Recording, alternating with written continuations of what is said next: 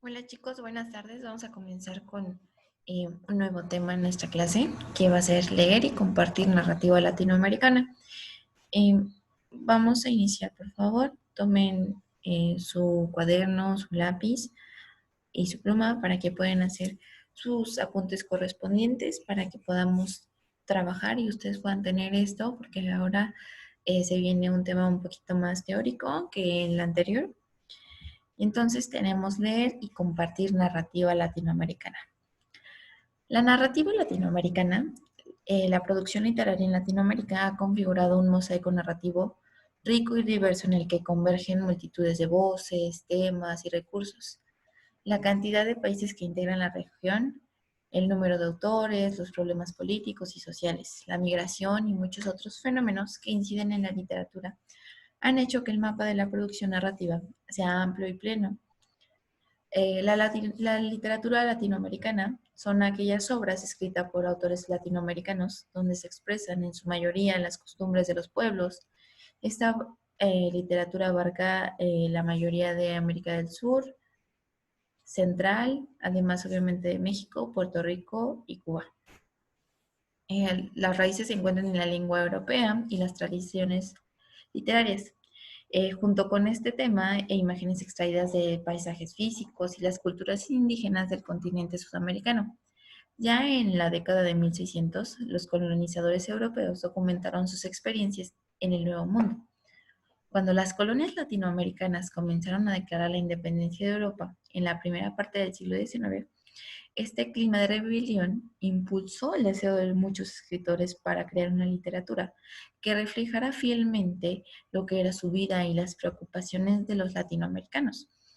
¿De acuerdo? Entonces, ahí es donde comienza el boom latinoamericano y entonces es este fenómeno editorial de enorme éxito que impulsó la literatura latinoamericana en el mundo.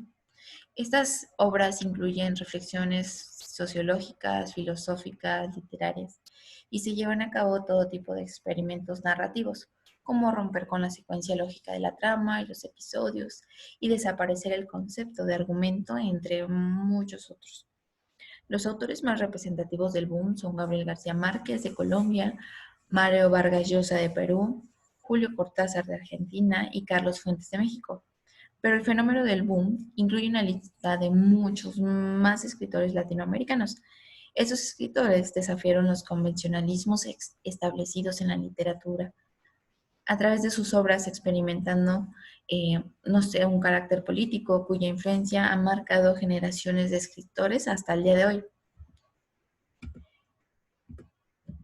Los temas de la narrativa latinoamericana está primero la novela del dictador, donde aborda las dictaduras militares en los países latinoamericanos, el poder y la interdependencia entre el dictador y el imperialismo de Estados Unidos.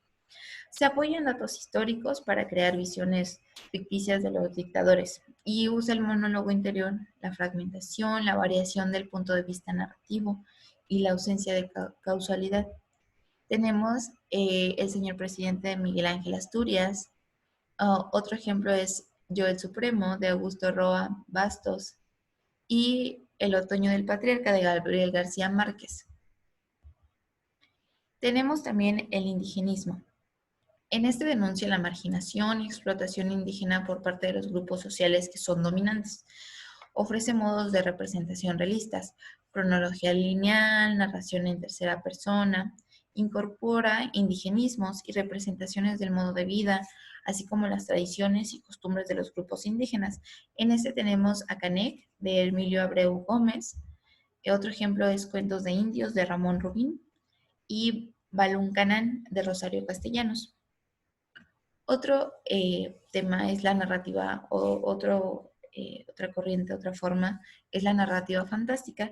Esta incita al lector a tener una percepción más aguda de la realidad, cuestiona las leyes de la física y las normas convencionales, introduce un quiebre de naturaleza incierta y ambigua en la realidad, y dicho fenómeno se percibe como inexplicable.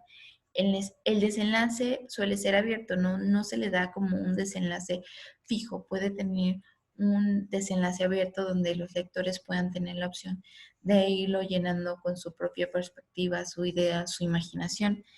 Para estos tenemos El Aleph de José Luis Borges, El final del juego de Julio Cortázar y Cuentos fríos de Virgilio Piñera. Esos son algunos de los ejemplos que les estoy mencionando. No son todos, obviamente hay una lista muy grande de los ejemplos de cada uno de los elementos que se tiene o de los temas a abordar. Tenemos el realismo mágico. Este realismo muestra la convivencia cotidiana de lo perceptible racional con elementos míticos y sobrenaturales. Mezcla la realidad narrativa con elementos fabulosos. Se narran hechos excepcionales como si fueran triviales. Emplea el multiperspectivismo. O sea, el narrador puede ser protagonista y puede ser personaje o testigo. Rompe la linealidad mediante la inversión y el caos temporal, las historias paralelas o intercaladas. En este caso, la situación que pone en el realismo mágico es una forma aparente de ver lo mágico, lo fenomenal, lo extraordinario como algo cotidiano en nuestras vidas, algo que sucede en un ámbito completamente natural y de cierto modo como lo percibimos, o sea, que lo podamos percibir como algo cotidiano, pero que tenga un toque de magia, un toque de ciertas cosas que no son reales o que no forman parte de nuestra cotidianidad. Para este está El reino de este mundo, de Alejo Carpentier.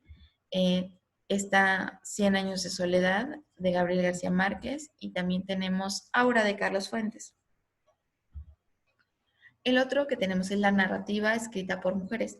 En este aspecto, el boom latinoamericano había sido dominado obviamente por el sexo masculino, pero también había una narrativa escrita por mujeres donde tocan múltiples temas como el realismo mágico, el melodrama, el erotismo, la visión femenina de ese momento, la cultura de masas, además de que puede expresar una mirada crítica y política. Algunas autoras incorporan elementos relacionados con el feminismo, el psicoanálisis y la filosofía.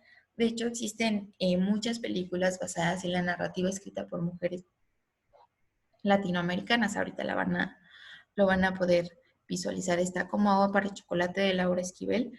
Esta película, o sea, esta película que fue basada en el libro es muy famosa, es como bastante nominada por el público en general. También tenemos Arráncame la vida, de Ángeles Mastreta. Y por último tenemos Nosotros que nos queremos tanto, de Marcela Serrano. Esta narrativa escrita por mujeres también es muy especial. Sí, ya se empieza a ver un poco más el feminismo, o sea, tenían muy poco de comenzar a ver votado las mujeres y comienza esta línea por la cual las mujeres escriben, donde se empoderan, donde hacen todo un énfasis en el papel femenino y sobre todo en su visión. Ahora chicos, ya que tenemos estos elementos, en la siguiente clase de Zoom, yo les voy a empezar a platicar, vamos a ir desarrollando un poco más, vamos a ponernos de acuerdo porque vamos a leer un libro eh, de la narrativa latinoamericana para que ustedes se puedan empezar a empapar y podamos seguir trabajando conforme lo va marcando el libro y los puntos que tenemos que desarrollar. Pero obviamente deben de tener esto como preámbulo para que podamos empezar a trabajar. ¿De acuerdo? En Zoom les voy a ir explicando la tarea que deben de hacer, cómo lo vamos a hacer y además yo les voy a pasar por correo el PDF del libro que nosotros vamos a leer en conjunto.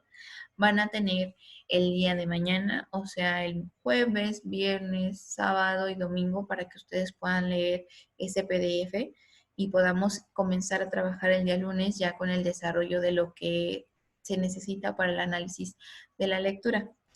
¿De acuerdo? Entonces, muchísimas gracias. Nos vemos en un ratito.